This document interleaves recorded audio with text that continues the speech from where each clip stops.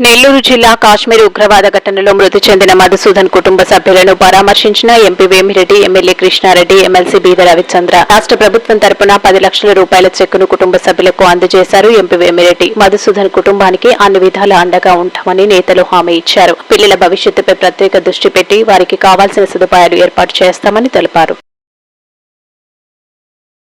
ఇప్పుడే వాళ్ళ తల్లిదండ్రుల్ని, భార్య పిల్లకాయల్ని అందరిని కూడా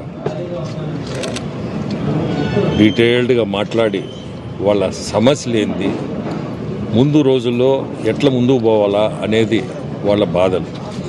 వాటిల్లో మనము ఒక పార్లమెంట్ మెంబర్గా, ఒక ఎమ్మెల్యేగా, ఒక ఎమ్మెల్సీగా అందరం పబ్లిక్ రిప్రజెంటేటివ్స్ ఇంతమంది పోయి అక్కడ ఈరోజు వాళ్ళు ఏమేమి చెప్పారో ఇని సెంట్రల్ గవర్నమెంట్ నుంచి మనం చేయగలిగింది ఏం చేయగలుగుతాం.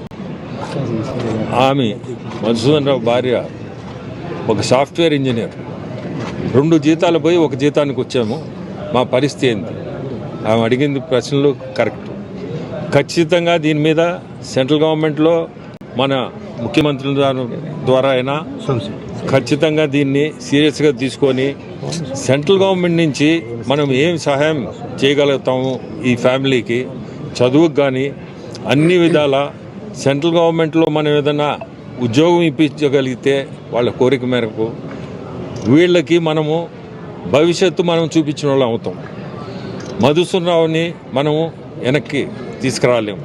కనీసం వాళ్ళ ఇంట్లో కొంచెం అన్న మనశ్శాంతి కలగాలంటే ఖచ్చితంగా మేమందరం కలిసికట్టుగా వాళ్ళకి ఏదైనా వాళ్ళు అడిగిన కోరికలు మనం తప్పకుండా చేయాలనే ఉద్దేశంతో ఈరోజు వాళ్ళతో మాట్లాడడం చాలా దురదృష్టకరం. ఇటువంటి దీనికి రావాల్సి వచ్చింది. ఈ కార్యక్రమానికి చాలా బాగా ఉంది. అట్నే ముఖ్యమంత్రి గారు స్టేట్ గవర్నమెంట్ తరఫున 10 లక్షలు చెక్ కూడా ఇప్పుడే అందజేశాము. సెంట్రల్ గవర్నమెంట్ నుంచి కూడా మనం చేయగలిగింది చేస్తామని కూడా మాట చెప్పి వచ్చాము.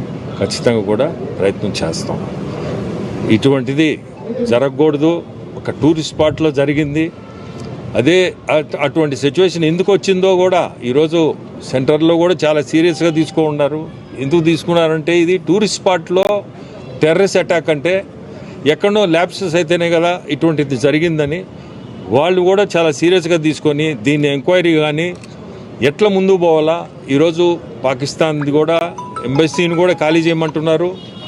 అట్లే వాటర్ సప్లై మన ఇండస్ రివరు మన కంట్రీ నుంచి పారుతుంది పాకిస్తాన్కి, దాన్ని కూడా నిలిపేయాలని డిసిషన్ కూడా తీసుకున్నారు.